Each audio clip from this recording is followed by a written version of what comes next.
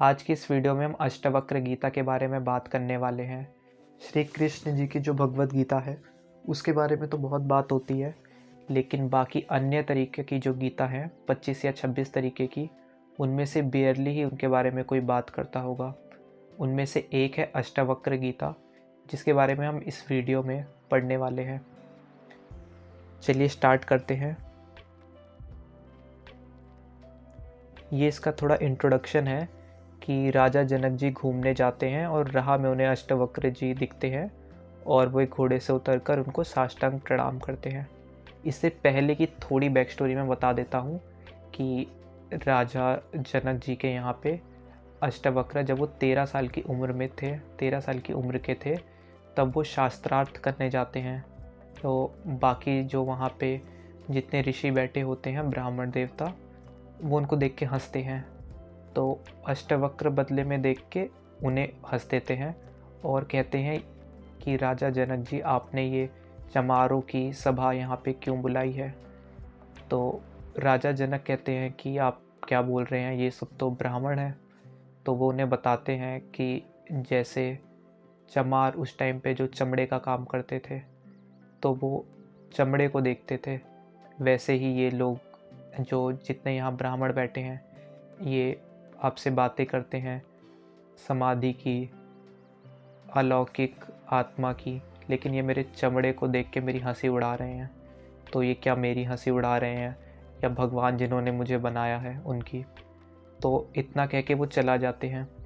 तो राजा जनक उन्हें देखते हैं और उनके अंदर राजा जनक को महसूस होता है कि ऐसा ज्ञान भरी बात तो कोई बहुत इंटेलेक्चुअल बीइंग ही दे सकता है, कोई नॉर्मल आदमी नहीं।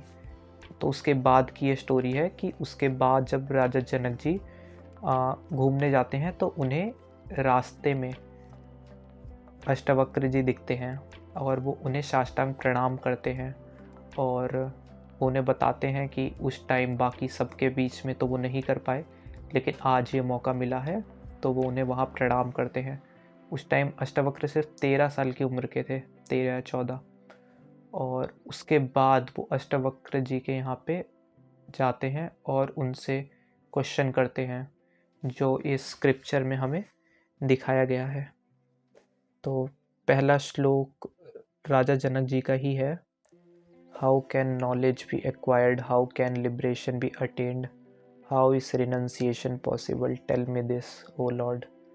ये पहला श्लोक जो है, राजा जनक जी क्वेश्चन करते हैं अष्टवक्र से कि नॉलेज कैसे हम एक्वायर कर सकते हैं, लिबरेशन कैसे अटेन कर सकते हैं, और रिनंसिएशन पॉसिबल है, टेल मी दिस।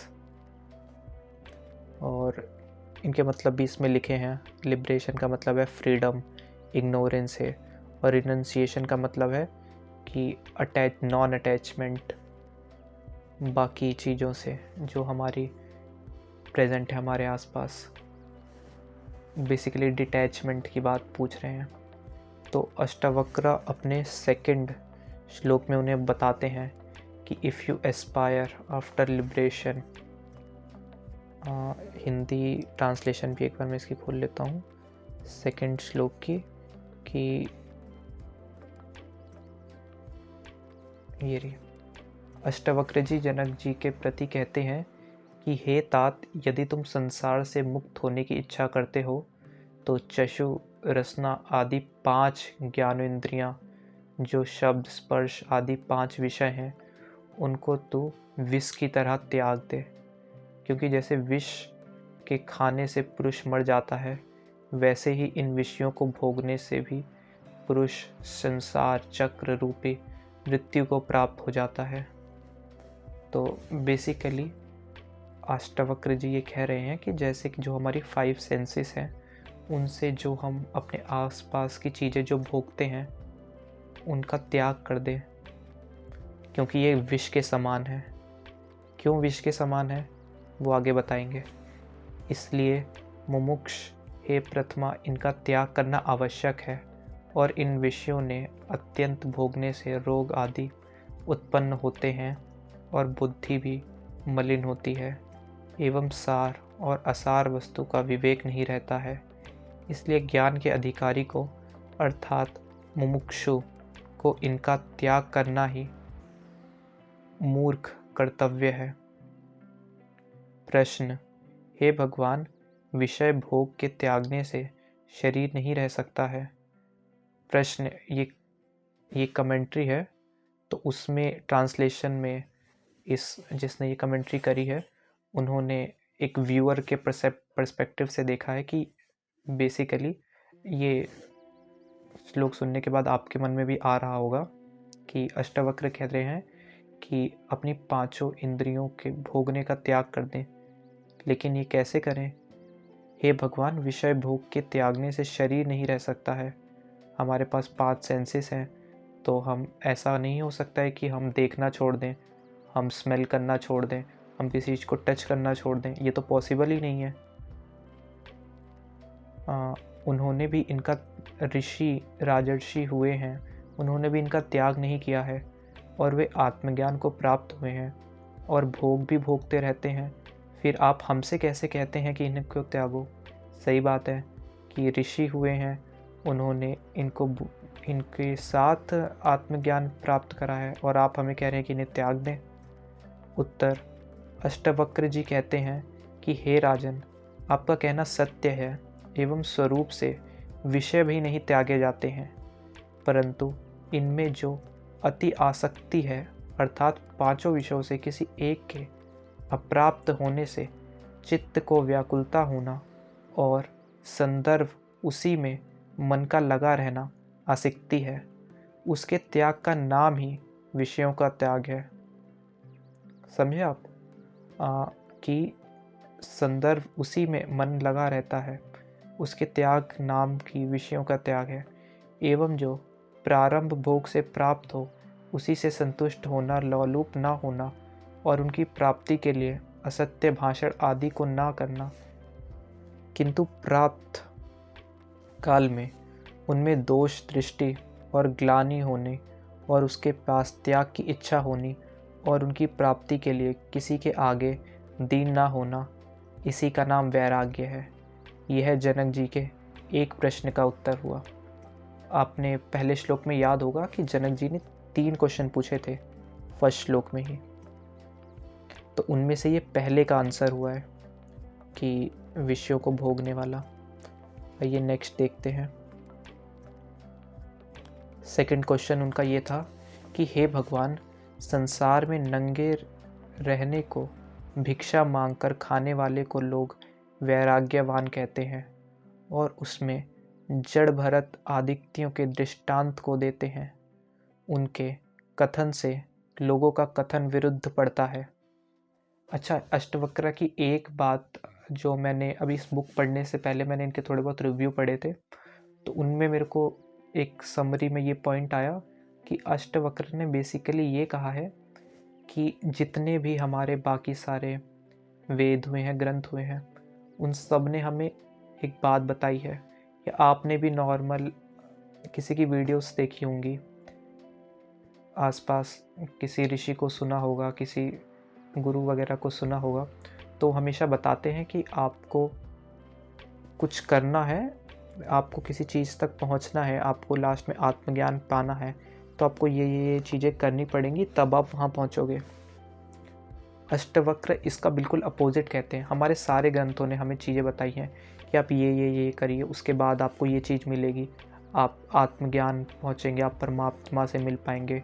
उसके लिए आपको कुछ फूड छोड़ने होंगे, आपको स्पेशल फूड खाने होंगे, आपको मेडिटेशन करनी होगी, ध्यान करना होगा, उनका नाम लेना होगा।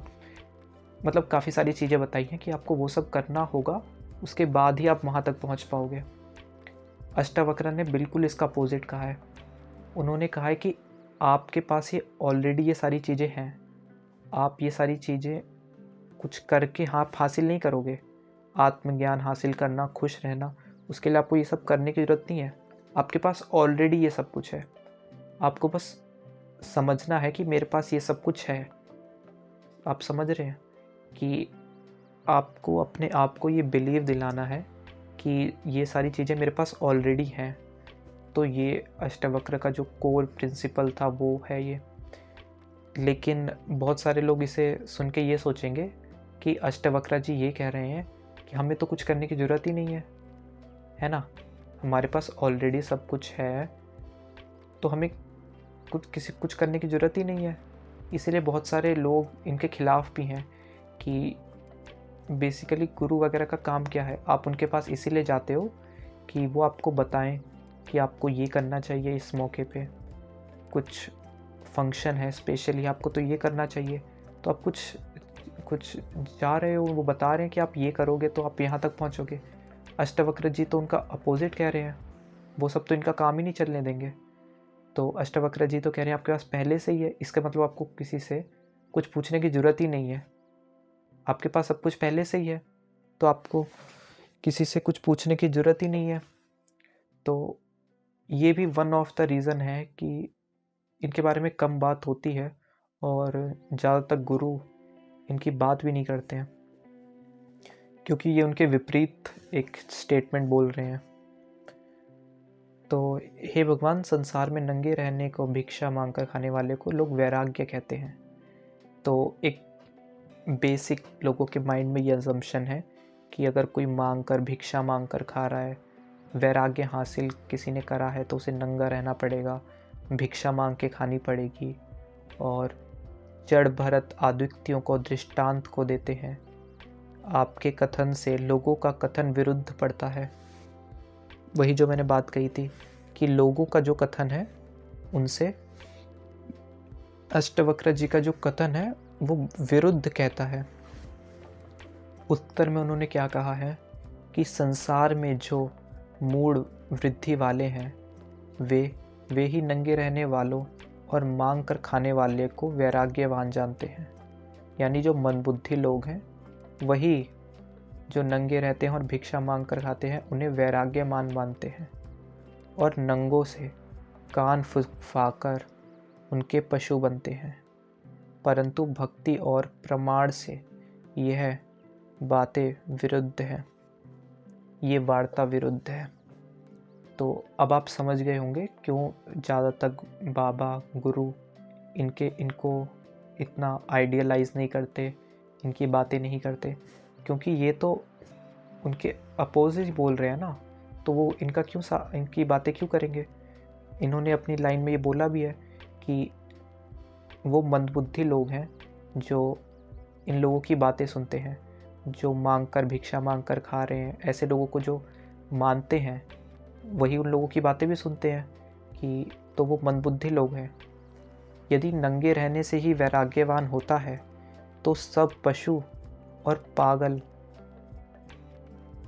व्यक्तियों को भी वैराग्यवान कहना चाहिए, और ऐसा तो नहीं देखते हैं। सही बात है, अगर यही वैराग्यवान है तो सारे पशु भी वैराग्य हैं फिर। और यदि मांग कर खाने से ही वैराग्य होता है तो सब दिन दरिद्रों को वैरामवान कहना चाहिए, और ऐसा तो नहीं कहते हैं। इन्हीं युक्तियों से सिद्ध होता है कि नंगा रहने और मांग कर खाने वाले का नाम वैराग्य नहीं है। तो उन्होंने एक लॉजिकल बात कही है कि उन्होंने अपनी जो स्टेटमेंट है उसको लॉजिकल बात से एंड करा है कि अगर आप ऐसा समझते हैं तो इन लोगों को भी होना चाहिए, लेकिन ये तो नहीं है वैरागी। तो हमने 2 क्वेश्चन का आंसर दे दिया है, ढूंढ लिया है, पढ़ लिया है। अब आते हैं इनके थर्ड क्वेश्चन पे। थर्ड क्वेश्चन को आई थिंक अगले श्लोक में बताया है इन्होंने। देखिए, वर्ष के 12 महीनों में नंगे रहने वालों के शरीर को कष्ट होता है। सर्दी के मौसम में सर्दी के मारे उनके होश बिगड़ते हैं और उनके हृदय में विचार उत्पन्न भी नहीं हो सकता है, एवं गर्मी और बरसात से मच्छर काट काट खाते हैं। अतः संदर्भ उनकी वृत्ति दुखाकर बनी रहती है, विचार का गंध मात्र ही नहीं रहता है तथा धूति से भी विरोध आता है। थर्ड श्लोक है।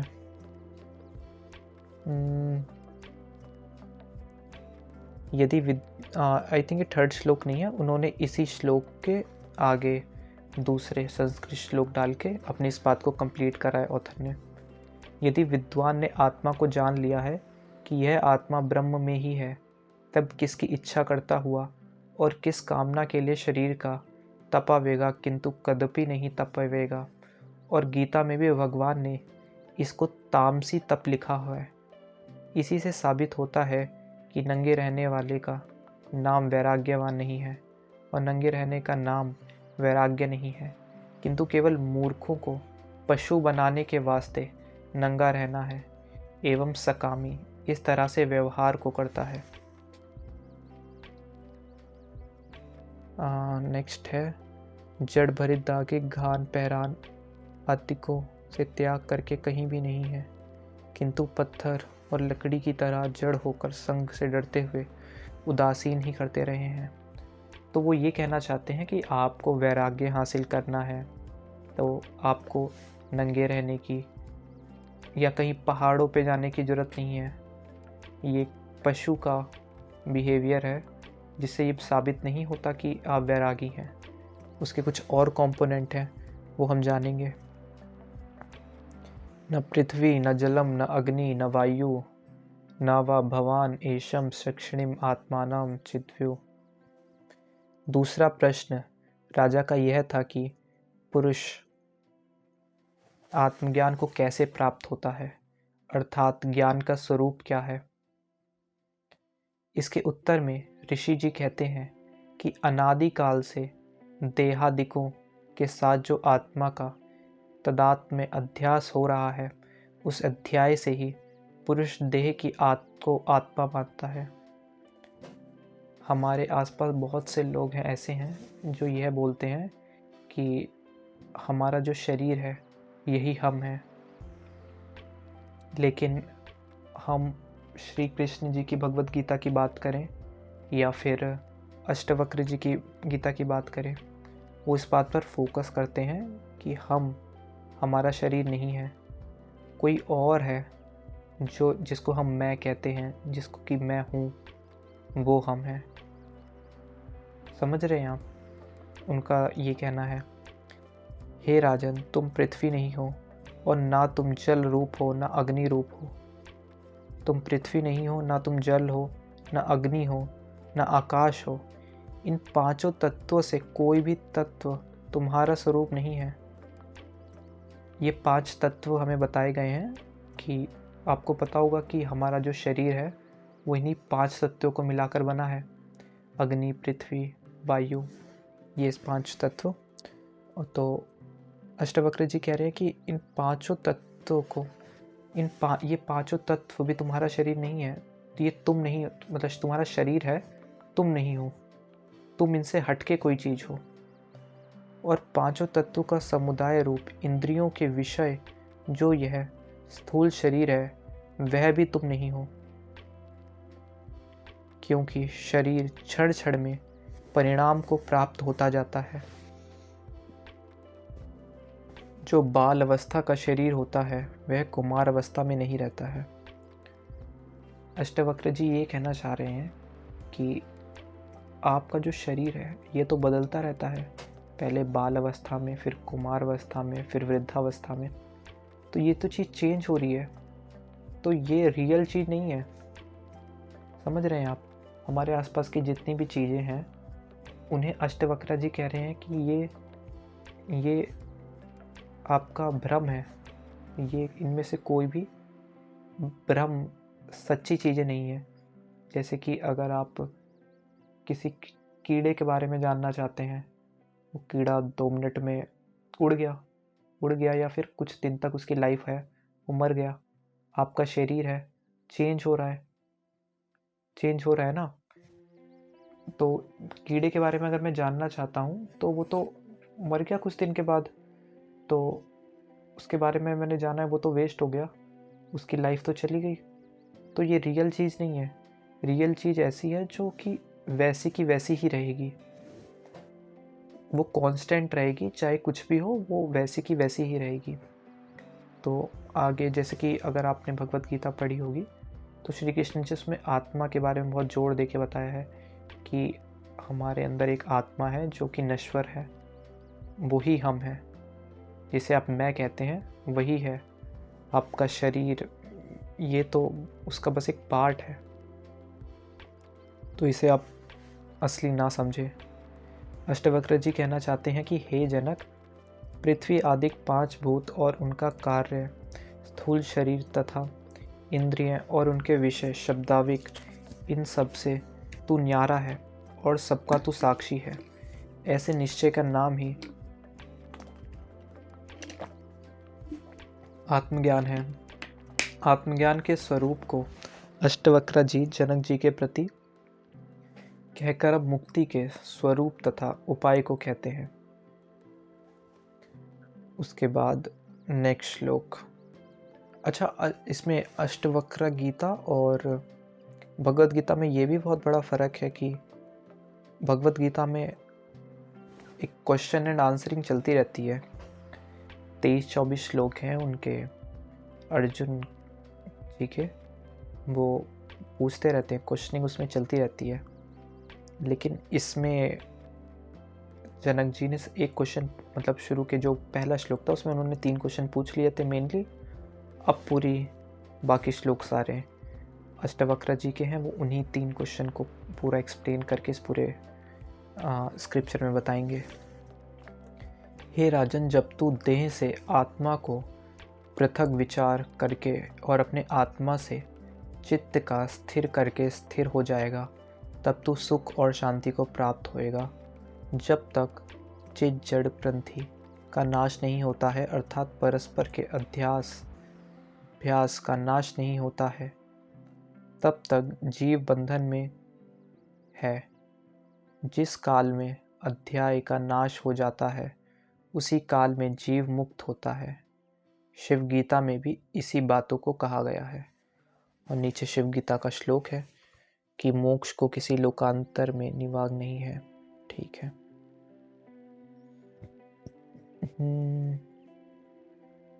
उसके बाद निराकार सच्चिदानंद रूप एक ही निर्गुण आत्मा सर्वत्र व्यापक है। ठीक है, उन्होंने आत्मा के बारे में बताया कि वो वही एक रियल चीज़ है।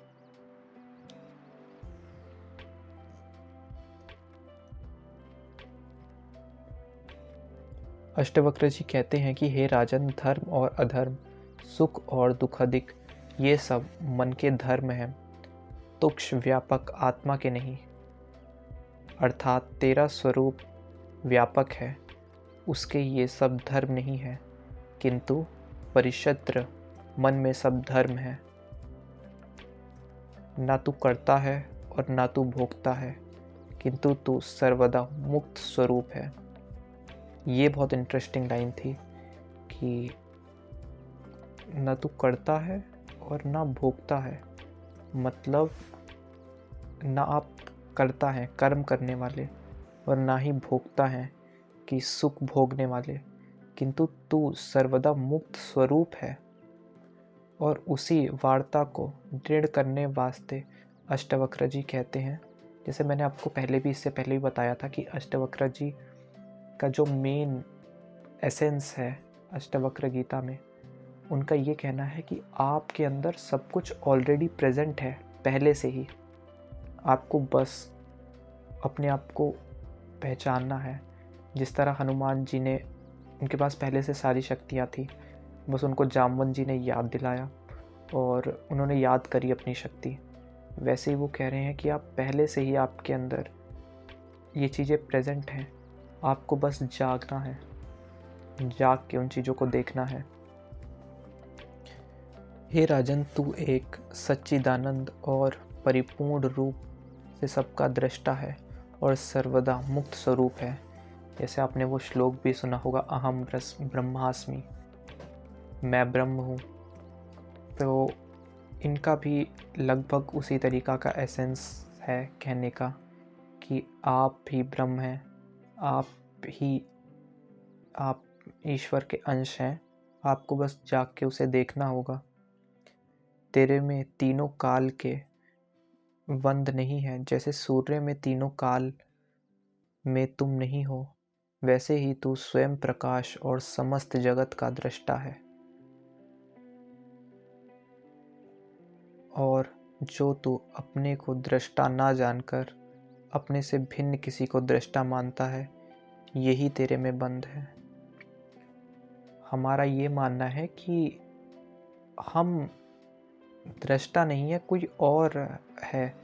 हम एक शरीर हैं, जैसे बहुत लोग मानते हैं कि हम, जिसे हम कहते हैं, वो मेरा शरीर है।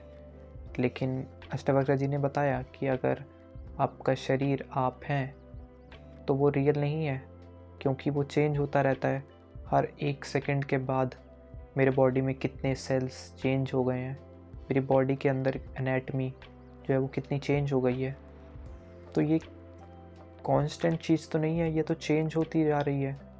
तो आप कुछ और ही हैं। तो वो बता रहे हैं कि आप स्वयं में, अपने आप में स्वयं प्रकाश हैं और समस्त जगत आपके अंदर समाया हुआ है।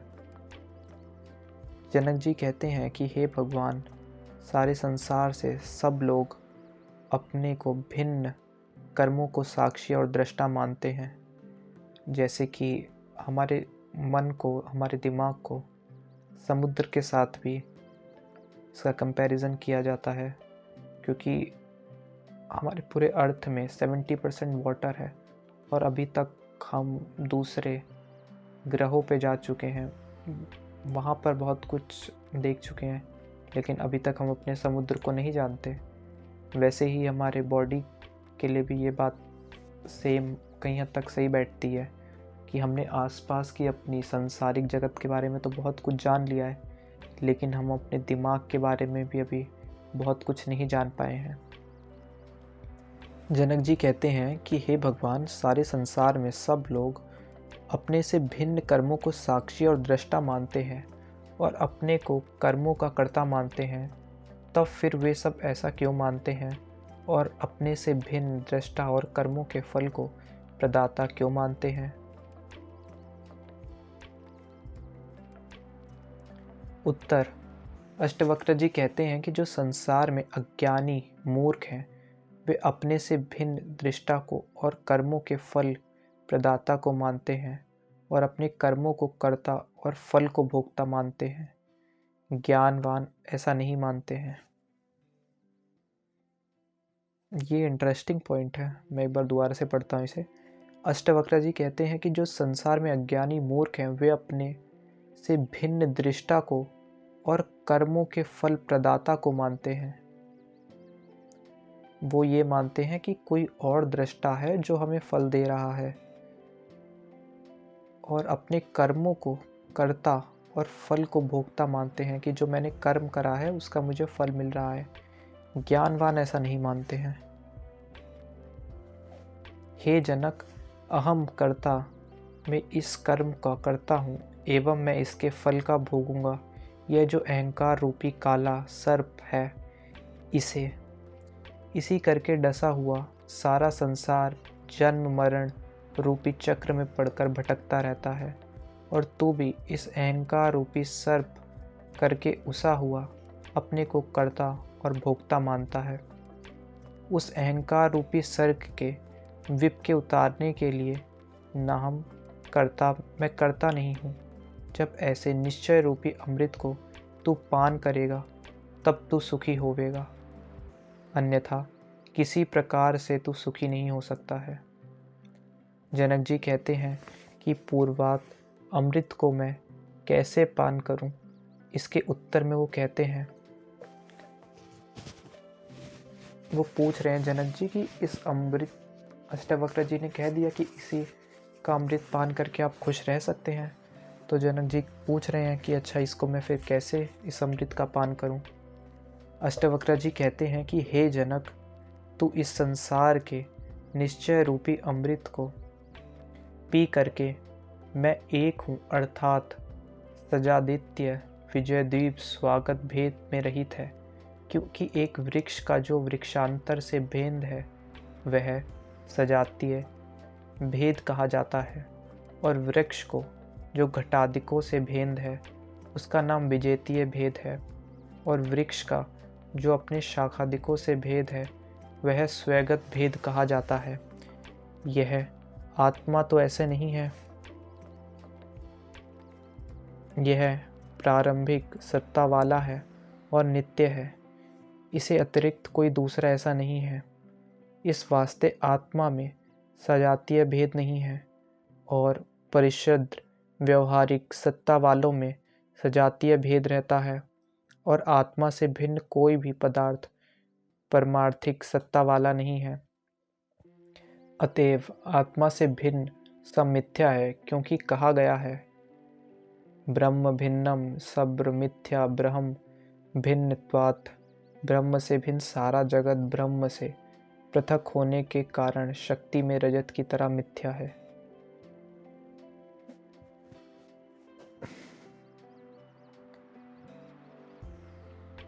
बहुत गहरी बात कही गई है कि ब्रह्म सिर्फ जो है वो सच है, और ब्रह्म कोई वस्तु नहीं है। इसे आप किसी भी नाम से बोल सकते हैं। ऐसे ब्रह्म, आपने सुना होगा कि साईं बाबा के वचन है कि सबका मालिक एक है, राम नाम सत्य है, और सिमिलर सा आई थिंक, हाँ, पंजाबी लोगों का भी कुछ वाहे गुरु एक ऐसा कुछ करके उनका भी सेम है।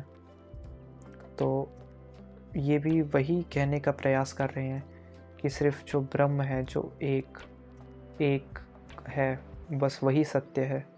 मतलब जो नश्वर चीज़ है, मतलब जो हमारे आसपास की चीज़ें हैं, ये सब मिथ्या हैं, क्योंकि ये चेंज हो जाती हैं। ब्रह्म, हमारी जो आत्मा, जो नश्वर है, सिर्फ वही सच है, बाकी सब भ्रम है, मिथ्या है। आत्मा देश काल और वस्तु के परिच्छेद में रहित है, क्योंकि देश काल और वस्तु का परिच्छेद परिच्छत्र पदार्थ में ही रहता है, व्यापक में नहीं रहता है। हे जनक, जो देश काल और वस्तु परिच्छेद से रहित नित्य और व्यापक है, वह एक ही सिद्ध होता है, वही तेरी आत्मा है। अतएव है राजन, तू ऐसा निश्चय कर ले कि मैं ही सर्वज्ञ व्यापक हूँ, सजातीय विजयतीय स्वगत भेद में रहित हूँ, और विशेष करके शुद्ध हूँ, अर्थात अविद्या आदिक मल मेरे में नहीं है। जब तू ऐसे निश्चय रूपी अग्नि का प्रज्वलित करके अज्ञान रूपी वन को भस्म कर देगा, तो फिर जन्म मरण रूपी शोक में रहित होकर परमानंद को प्राप्त होएगा। जनक जी कहते हैं, हे महाराज, पूर्वोक्त निश्चय करने से भी तो जगत में सत्य ही दिखाई पड़ता है, उसकी निवृत्ति अर्थात अभाव स्वरूप से कदापि नहीं होती है, और जब तक इसका अभाव ना हो तब तक शोक में रहित होना कठिन है। यत्र विश्व भाति कल्याणम।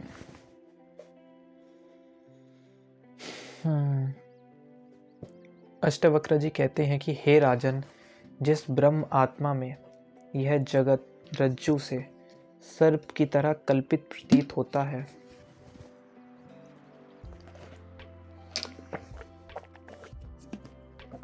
वह वास्तव में ना तो रज्जु सर्प रूप है, और ना रज्जु में सर्प है, और ना रज्जु में सर्प पूर्व था, और न आगे होवेगा, और न वर्तमान काल में है।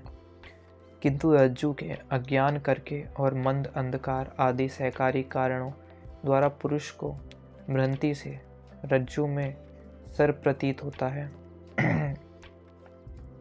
मतलब जैसे कि आपने रात में देखा होगा कि रात में अंधेरा होता है तो हमें ऑलरेडी डर लगने लग जाता है ना। ये हमारी एक इंस्टिंक्ट, एक बिहेवियर है। तो अब तो पता नहीं आपने देखा होगा नहीं देखा होगा, लेकिन रात में हम डर जाते हैं तो रस्सी होती है या फिर कोई कपड़ा जैसा कोई ऐसे हिल रहा होता है तो हम उसे सांप समझ लेते हैं। हमारा दिमाग उसको सांप की तरह परसीव करने लगता है, जबकि असली में वो रस्सी होती है। तो ये दर्शाता है कि आपका दिमाग आपको बेवकूफ़ बना रहा है। वैसे ही आपको रात में जैसी वो चीज़ें, रस्सी को उसने सांप दिखा दिया, वैसे ही ये संकेत है कि आपकी आसपास की सारी चीज़ें जो आपको ये आंखें दिखा रही हैं ये सच नहीं है। ये पांचों इंद्रियां आपको पूरा सच नहीं दिखाती हैं। इसीलिए इनके भोगों को विष कहा गया है, क्योंकि आपको सच्चाई नहीं दिखाती है। एक और प्रश्न यहाँ पे पूछा गया है, हे भगवान, यदि आत्मज्ञान करके अज्ञान और अज्ञान के कार्य रूप जगत का नाश हो जाता, तब तो अब जगत में तब तो अब तक जगत ना बना रहता, क्योंकि बहुत ज्ञानवान हो चुके हैं। उनमें से एक के ज्ञान करके कारण के सहित कार्य रूपी जगत का यदि नाश हो जाता, तब तो फिर अस्मदिक सब जीव और वर्षदिक सृष्टि भी ना होती। परंतु ऐसा तो नहीं देखते हैं, किंतु जगत ज्यों का त्यों ही बना है।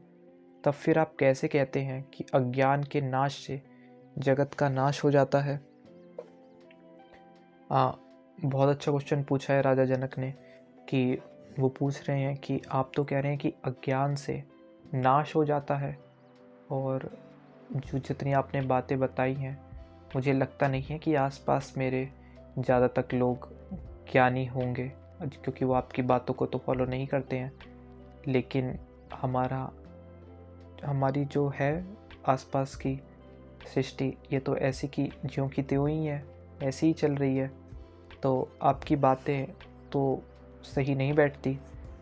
तो उत्तर में अष्टवक्र जी कहते हैं कि हे राजन, जैसे जल की इच्छा करके पुरुष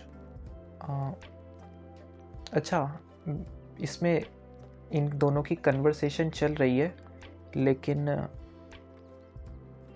भगवत गीता में मैंने ये ऑब्ज़र्व करा था कि जैसे कि कृष्ण जी कुछ कह रहे हैं तो अर्जुन उनका विरोध करते हैं, मतलब क्रॉस क्वेश्चनिंग चलती है उनकी आपस में बेसिकली।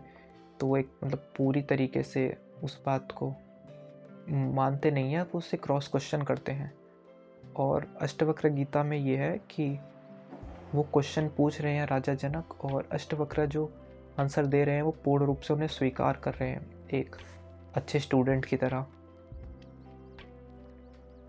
इसका मतलब ये नहीं है कि अर्जुन अच्छे स्टूडेंट नहीं है, वो उनका एक तरीका है कि वो क्रॉस क्वेश्चनिंग कर रहे हैं, कि पूरा विश्वास नहीं कर रहे। और यहाँ राजा जनक वो उन पे विश्वास जता रहे हैं कि आप पे मेरे को पूरा विश्वास है, आप मुझे बताइए। उत्तर अष्टवक्र जी कहते हैं कि हे राजन, जैसे जल की इच्छा करके पुरुष मरु मरीचिक को जल को देखकर उसके पास जाने का उद्योग करता है, परंतु जब आगे उसको जल नहीं मिलता, तब किसी को बताने से जान लेता है कि यह भ्रम करके जो जल मुझे दिखाई देता था वह जल नहीं है। तब आकर वृक्ष के नीचे बैठ जाता है, और फिर जब उधर को देखता है तब फिर जल पहले की तरह दिखाई पड़ता है, परंतु जल की इच्छा करके फिर उसी तरफ नहीं दौड़ता है और ना दुखी होता है। वैसे ही जिसको आत्मज्ञान हुआ है और जिसने ज्ञान लिया है कि जगत मिथ्या है और भ्रम करके प्रतीत होता है, वह फिर दुखी नहीं होता है और ना उसमें उसकी आसक्ति होती है, किंतु यावत जगत है उस सबको मिथ्या जानता है। जब मिथ्यात्व के निश्चय का नाम ही जगत का नाश है, यद्यपि स्वरूप से इसका कदापि नाश नहीं होता है, किंतु यह अथाह रूप से सदा बना ही रहता है। हे जनक, जिसने अपनी आत्मा को सत्य, चित्त और आनंद रूप करके जान लिया है, वह फिर जन्म मरण रूपी बंध को नहीं प्राप्त होता है। हे जनक, तू अपने को ही आनंद रूप और परमानंद बोध स्वरूप अर्थात ज्ञान स्वरूप जान और मुख से विचार। प्रश्न, हे भगवान, अज्ञान एक है या अनेक है? उत्तर, अज्ञान एक ही है। प्रश्न, जब अज्ञान एक है तब एक अज्ञान के नाश होने से उसके कार्य जगत का भी स्वरूप से ही नाश हो जाना चाहिए। उत्तर, यद्यपि अज्ञान एक ही है, तथापि उसके कार्य तन्मात्रा और तन्मात्रा का कार्य अंतः करण स्वरूपी भाग अनंत है। जैसे आकाश एक है पर अनेक घट रूपी उपाधियों के साथ वह अनेक भेद को प्राप्त हो रहा है, और जब घट रूपी उपाधि नष्ट हो जाती है तब वही घटाकाश महाकाश में मिल जाता है। वैसे ही जिन अंतःकरण में ज्ञान रूपी प्रकाश उदय होता है, वही अंतःकरण नाश को प्राप्त हो जाता है, और वही जीव जो अब तक बंधन में था मुक्त हो जाता है। बाकी सब बंध में पड़े रहते हैं। जैसे सोए हुए 10 पुरुष अपने अपने स्वप्नों को देखते हैं, और जिसकी निद्रा दूर हो जाती है उसी का स्वप्न नष्ट हो जाता है, और लोग अपने अपने स्वप्न को देखते ही रहते हैं। अतएव ए राजन, अब तू अज्ञान रूपी निद्रा से जाग और अपने ज्ञान स्वरूप को प्राप्त होकर सुखपूर्वक संसार में विचार। वाव! मेरे को इस उत्तर के बाद, इस श्लोक का मतलब पढ़ने के बाद एक मूवी याद आती है जिसका नाम है मैट्रिक्स। आप लोगों ने देखी होगी या आपने उसका नाम सुना होगा। मैट्रिक्स के 2-3 मतलब है। एक, मैट्रिक्स को हिंदी में माया जाल बोलते हैं। भगवद गीता में श्री कृष्ण जी ने भी उनका व्याख्या करी है। मूवी ने भी लगभग सिमिलर काइंड की व्याख्या करी है। और अभी जो अष्टवक्र जी ने बताया वो भी उससे मिलती जुलती ही थी, मतलब तीनों टर्म आपस में मिलती जुलती ही हैं। कि इन्होंने बताया कि हम सब नींद में हैं और हम ये जो सारी दुनिया देख रहे हैं ये सब मिथ्या है, और जब इस नींद से जागने के लिए हमें ये एक्सेप्ट करना पड़ेगा कि ये सारी जितनी चीज़ें हैं, ये कैप, लैपटॉप और जिससे ये वीडियो बन रही है, ये सारी चीज़ें एक मिथ्या के अंदर है।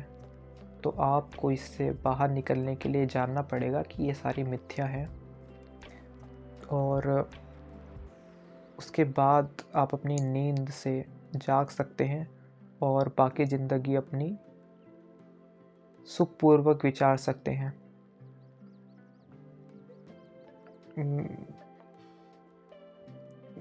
हालांकि मूवी में तो ऐसा नहीं होता है।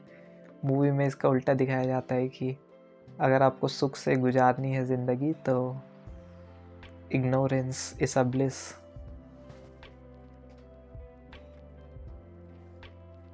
नेक्स्ट, मुक्त भावी मानी मुक्तो ही बड़ा वृद्ध मान्यपि कि बंद्वीप सत्प्रेम यामति सा गति भवेत।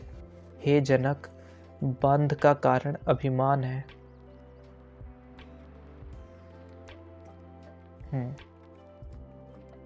अष्टवक्र जी कहते हैं कि जो आपके जिसने आपको बांधा हुआ है वो आपका अभिमान है। अर्थात मैं ब्राह्मण हूँ, मैं क्षत्रिय हूँ, मैं वैश्य हूँ, मैं शूद्र हूँ।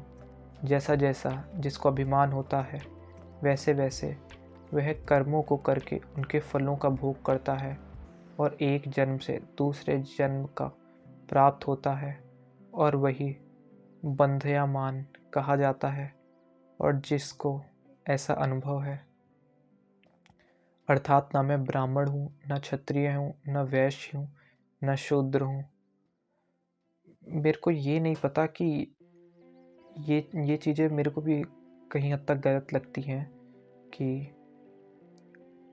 जो ये कास्ट बना दी गई है, जबकि ये कास्ट नहीं है। बेसिकली ये एक काम है जो उस टाइम पे लोग करते थे। ब्राह्मण, क्षत्रिय, वैश्य, शूद्र के काम थे जो उस टाइम लोग करते थे, और उसको अभी एक कास्ट बना दी गई है जिसका लोग अभी तक काफ़ी लोग फॉलो करते हैं। अर्थात मैं शूद्र हूँ, माया मल में रहित हूँ, आकार से भी रहित हूँ, विकल्प से भी रहित हूँ, और नित्य मुक्त हूँ। बंध और मोक्ष से सब मन का धर्म है। मुझ में ये सब तीनों काल में नहीं है, किंतु मैं सबका साक्षी हूँ। ऐसे अभिमान वाला पुरुष नित्य मुक्त है। इसी वार्ता को अन्यत्र भी कहा है। अर्थात जो कि देह है का अभिमान से पुरुष को पाप होता है, वह पाप करोड़ों गौ को वध करने से भी नहीं होता है।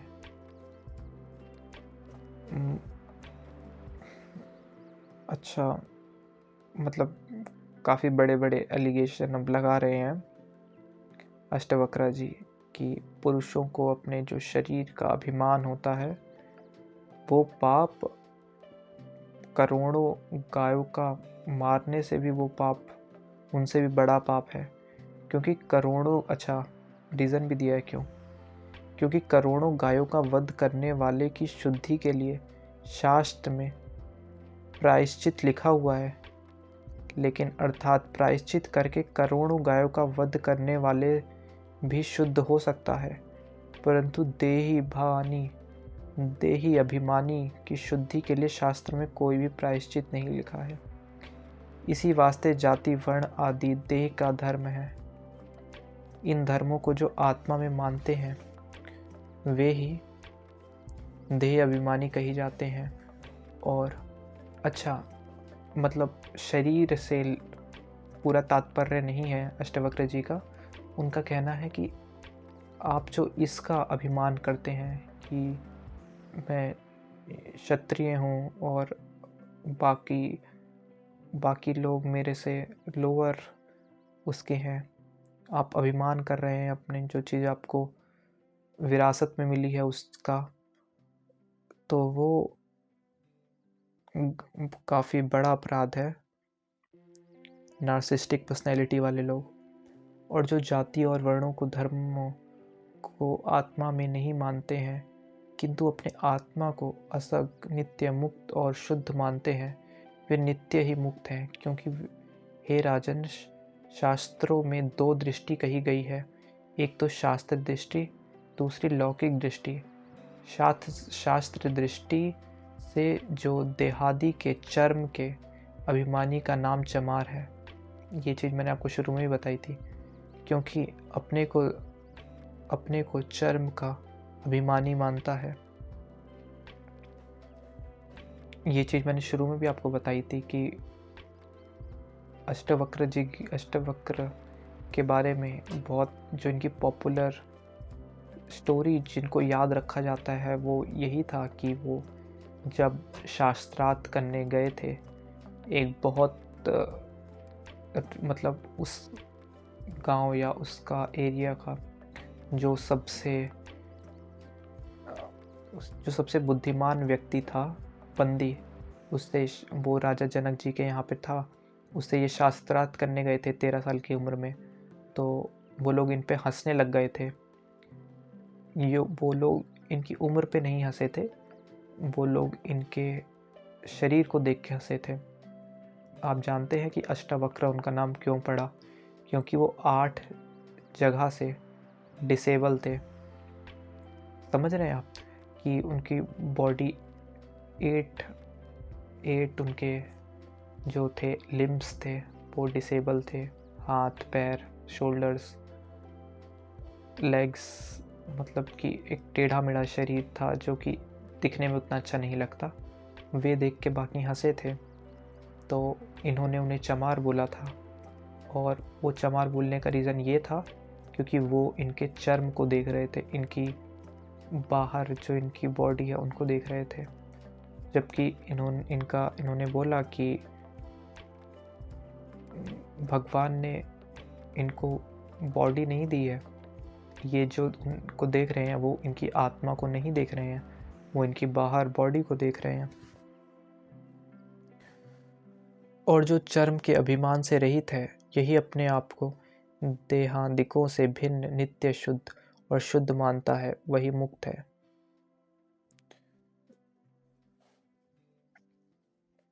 आत्म साक्षी विभु पूर्ण एको मुक्त श्री।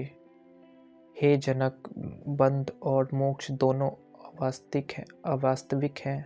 अच्छा, मोक्ष और जो बंध है दोनों अवास्तविक हैं और केवल अपने स्वरूप की ही अज्ञानता से देहादिकों में अभिमान करके जीव अपने आप को बंधेमान करके मुक्त होने की इच्छा करता है। वास्तव में ना उसमें बंध है और ना मोक्ष है। जीव आत्मा एक है, पूर्ण है, मुक्त है, असंग है, निसर्प है और शांत है। भ्रम करके संसार वाला भान होता है। वास्तव में उसमें संसार तीनों कालों में नहीं है। इसमें एक दृष्टांत कहते हैं।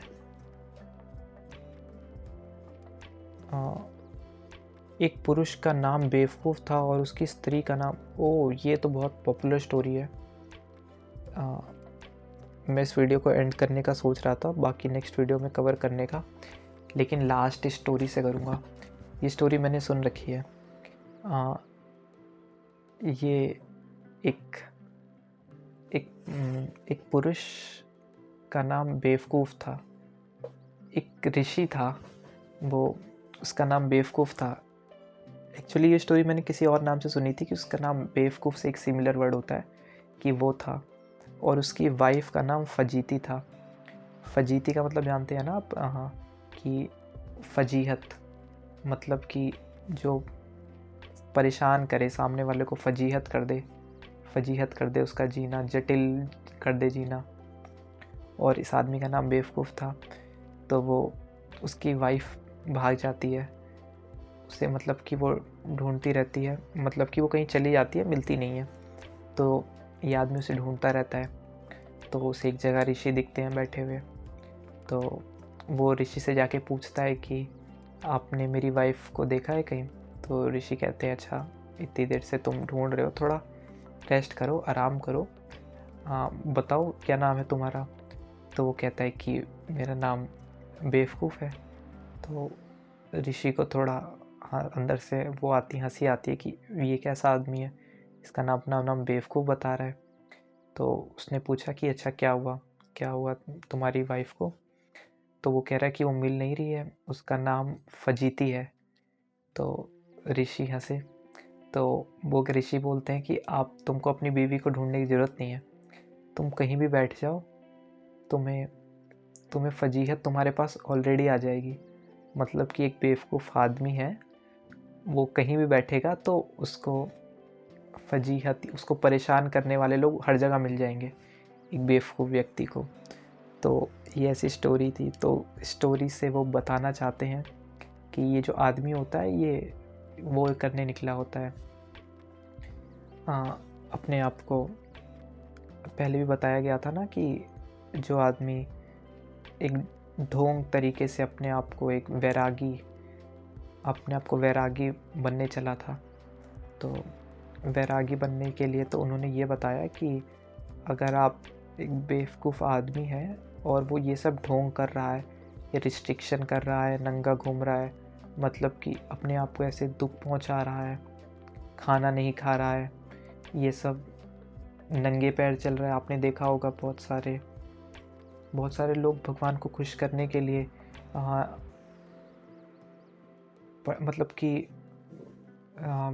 मतलब कि विद ऑल ड्यू रिस्पेक्ट, सब अपने अपना एक, सबका वो होता है, आस्था होती है कि अगर मैं कोई चीज़, मेरा काम हो गया, या फिर भगवान को खुश करने के लिए बहुत चीज़ें करते हैं लोग, बाल कटवाना, प्रसाद देना, पैसे देना, तो ऐसे बहुत चीज़ें करते हैं।